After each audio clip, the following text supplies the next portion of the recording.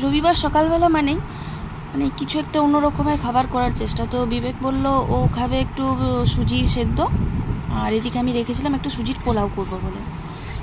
তো সেই জন্য ওর জন্য হচ্ছে ওখানে সুজি সেদ্ধ করব, আর তারপর আমি আমাদের সুজির পোলাওটা করবো আমি আর আমার আর শাশুড়ি মার দুজনকার। আর ওদিকে ভাত চাপিয়ে দিয়েছি। তো এই হলো বিবেকের সুজির সিদ্ধ খাবারটা, এটা ওকে দিয়ে দিলাম, ও খেয়ে বেরিয়ে গেল।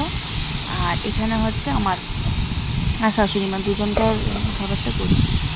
তো সবই ঠিক ছিল, এখানে ভাজাটাও সবটাই ঠিক ছিল, কিন্তু ব্যাপারটা হচ্ছে জলটা না ছিটিয়ে ছিটিয়ে দিতে হতো এটার মধ্যে। তো আমি কি করেছি, জলটা পুরো একশুদ্ধ সব শুদ্ধ ঢেলে দিয়েছি। তো ঢেলে দেওয়ার ফলে এই দেখো ডেলা ডেলা কীরকম হয়ে গেছে।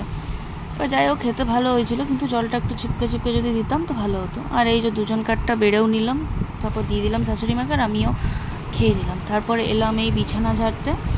তো সকালবেলায় বিছানাটা পরিষ্কার না থাকলে না একদম ভালো লাগে না। আমি দেখাচ্ছি যে একটুখানি ব্রেকফাস্ট করতে গেছি বলে কীরকম ঘেমে একাকার কাণ্ড করেছি। বৃষ্টি হচ্ছে কিন্তু তবুও যেন গুমোট গরমটা যায়নি। তারপরে এই আমার বিছানা পরিষ্কার হয়ে গেলো। তারপর চলো তোমাদেরকে একটি জিনিস দেখায়। রান্নাঘরটায় আমার কিছু মেকওভার করার আছে, তো এইগুলো আমি কিনে এনেছিলাম। দেখো এই ঝুড়িটা, স্টিলের বাসন রাখা ঝুড়ি। তারপর এখানে আছে নানান রকমের র্যাক। এটা হচ্ছে সেই বাসন মাজা ইয়েটা রাখার জন্য, সাবানটার ইয়েটা মাজা যেটা দিই সেটা রাখার জন্য। আর এখানে দুটো র্যাক। আর এখানে এই কি বলে এগুলো সব নিয়েছি, এগুলো আজ বিকালে আসবে, তো দেখাবো তোমাদেরকে লাগানোর পর কেমন লাগলো। এখন দেখো কীরকম লাগছে। আর এখানে দেখো আমার জ্যাকি বাবু কি সুন্দর শুয়েছিল অ্যাকচুয়ালি ওই বারান্দায়, ফ্যানও চালানো ছিল।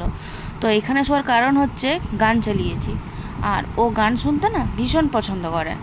তো গান চালালেও এসে এখানটিতে শুয়ে, আর দেখো কীরকম তাকিয়ে আছে, ড্যাব ড্যাব করে তাকিয়ে আছে না, ও অ্যাকচুয়ালি গান শুনছে। আর মিউজিক জিনিসটা না খুব পছন্দ করে, তাতে যেমনই মিউজিক হোক মিউজিকটাও খুব পছন্দ করে। তো সেই কারণে দেখো আমি এটা একটু ক্যাপচার করলাম। আর ও এখানে বসে আছে। তারপরে চলো আমি আমার খাবারের ধান্দা করি এবার। এখানে শাক ভিজিয়ে রেখেছি, শাক দিয়ে আলু দিয়ে পোস্ত করব। আর এটা একটু কালকে ডাল ছিল ফ্রিজে, বের করলাম। আর এই হচ্ছে আলু। তো শাশুড়ি মা বললো যে আজকে ওদিকে মাংস করছে, তো মাংস নেবে, তো আমি ওই জন্য শুধু পোস্তটাই করেছিলাম। আর এখানে জ্যাকিবাবুর খুব খিদা পেয়ে গেছে, তার জন্য জ্যাকিবাবুকে খাবার দেওয়া হয়েছে। আর এখানে আমার শাক পোস্ত মোটামুটি রেডি হয়ে গেছে। তো শাক পোস্তটা খেতে আমি আর বিবেক দুজনেই খুব পছন্দ করি, ভালো লাগে খেতে। তো এতো জ্যাকিবাবু তো খাওয়া মোটামুটি কমপ্লিট, আমারও রান্নাবান্না কমপ্লিট। এবার আমি রান্নাঘর পরিষ্কার করি, বাসনগুলো আছে মেজে ধুয়ে নেবো। তো রাখি আমি, টাটা। এবার পরবর্তী সময় দেখা হচ্ছে।